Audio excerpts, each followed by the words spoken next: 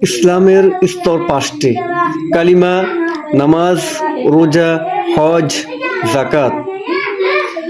ইসলামের পাঁচটি স্তরের ভিতরে অন্যতম একটি হচ্ছে রোজা। রমাজান মাসে রোজা রাখা আল্লাহ পাক সকল মুমিনদের উপর ফরজ করিয়াছেন। রোজাকে আরবিতে আস-সাওম বলা হয়। আস-সাওমের আবিধানিক অর্থ হচ্ছে বিরত থাকা। শরীয়তের পরিভাষায় আস-সাওম বলা হয় সুবহ সাদিক হইতে সূর্য অস্ত যাওয়া পর্যন্ত ইবাদতের নিয়তে পানাহার, স্বামী স্ত্রী সহবাস ইত্যাদি থেকে বিরত থাকা। পবিত্র কুরআন কারীমে আল্লাহ তাআলা বলেন, ইয়া আইয়ুহাল্লাযীনা আমানু কুতিবা আলাইকুমুস সিয়াম, হে মুমিনগণ, তোমাদের উপর রমাজান মাসের রোজা ফরজ করা হয়েছে। কামা কুতিবা আলাল্লাযীনা মিন ক্বাবলিকুম, যেমন তোমাদের পূর্ববর্তীদের উপর ফরজ করা হয়েছিল।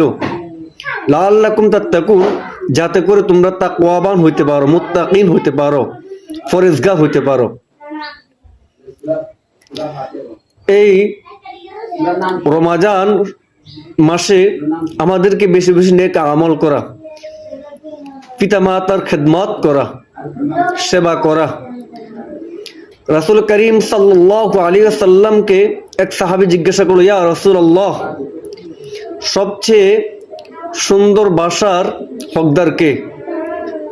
রাসূল করিম সাল্লাল্লাহু আলাইহি ওয়াসাল্লাম বললেন, উম্মুকা উম্মুকা উম্মুকা। তিনবার এই শব্দটা উল্লেখ করেছেন, উম্মুকা উম্মুকা উম্মুকা। তাহলে এই হাদিস থেকে বোঝা গেল সুন্দর ভাষার হকদার হচ্ছে পিতামাতা। আল্লাহ তাআলা অন্য আয়াতে বলেন, ওয়াবিল ওয়ালিদাইনি ইহসানা ওয়া ক্বাদা রাব্বুকা আল্লা তা'বুদু ইল্লা ইয়্যাহু ওয়া বিল ওয়ালিদাইনি ইহসানা। আল্লাহ পাক নির্দেশ দিচ্ছেন, তোমরা আমি ছাড়া অন্য কারো ইবাদত করো না, এবং তোমাদের ওয়াবিল ওয়ালিদাইনি ইহসানা, পিতা মাতা উভয়ের খেদমত করো, তাদের সাথে সুন্দর ব্যবহার করো, সৎ ব্যবহার করো। যে পিতা মাতা তোমাকে 8 মাস 9 মাস গর্ভধারণ করেছে, কষ্ট করেছে, সহ্য করেছে, প্রসবের বেদনায়, ওই পিতা মাতাকে তোমরা কষ্ট দিও না, আঘাত দিও না।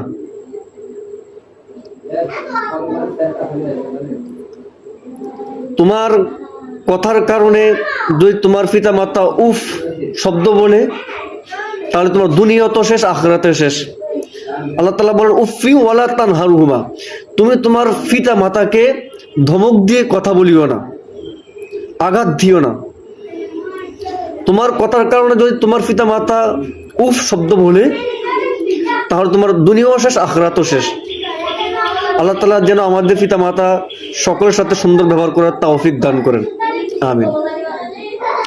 অন্য হাদিসে রাসূল করিম সাল্লাল্লাহু আলাইহি ওয়াসাল্লাম বলেন, যে ব্যক্তি তাদের পিতা মাতা উভয়কে পেয়ে তাদের খেদমত করলো না, তাদের সেবা করলো না, রগিমা আনফুহু রগিবা আনফুহু, তাদের নাক ধুলা দূষিত হয়ে যাক।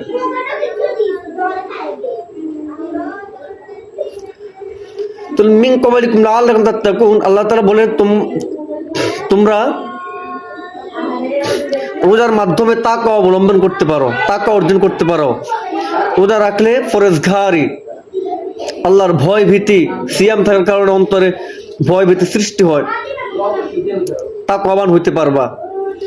আন আবি হুরায়রা রাদিয়াল্লাহু তাআলা আনহু قال قال رسول الله সাল্লাল্লাহু আলাইহি ওয়াসাল্লাম, হযরত আবু হুরায়রা থেকে বর্ণিত, রাসূল আকরাম সাল্লাল্লাহু আলাইহি ওয়াসাল্লাম ইরশাদ করেন, কুল্লু আমালি ইবনে আদম ইউদাউল হাসানাতু বিআশরি আমসালিহা, বনি আদমের সকল আমল হইতে, বনি আদমের সকল আমলের প্রতিদান 10 গুণ হইতে 700 গুণ পর্যন্ত বৃদ্ধি করা হয়। ইউদাউল হাসানাতু বিআশরি আমসালিহা ইলা 700 যিআফিন।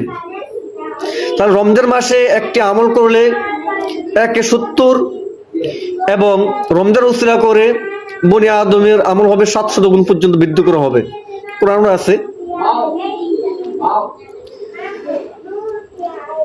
অন্য হাদিসে রাসূল করিম সাল্লাল্লাহু আলাইহি ওয়াসাল্লাম বলেন, ওয়ালাউ তাশাক্কু বিশাক্কাতিন ফামান লাম ইয়াজিদ ফা বিকালিমাতিন তাইয়্যিবাতিন ওয়ালাউ বিশাক্কি তামরাতিন।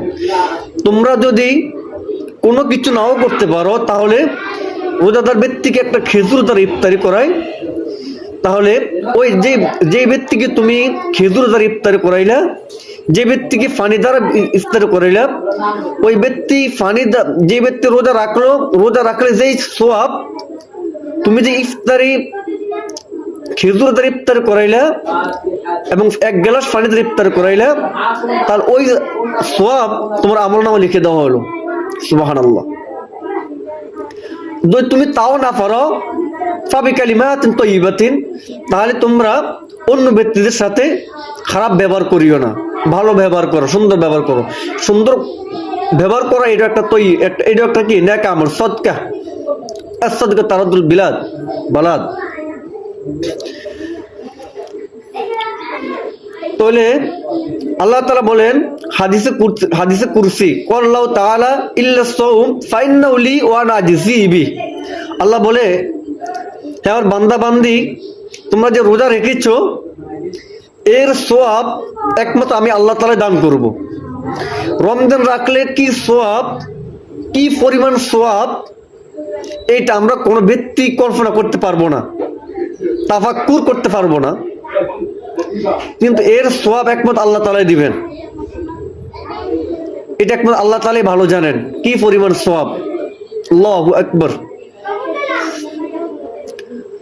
আল্লাহ তাআলা যেন আমাদের সবাইকে রমজানের মাধ্যমে পিতা মাতা সেবা করা, খেদমত করা এবং রমজানের রোজা পালন করা, আদায় করা এবং তার হুকুম রাসূলের সুন্নাহ মোতাবেক জীবন যাপন করার তৌফিক দান করেন।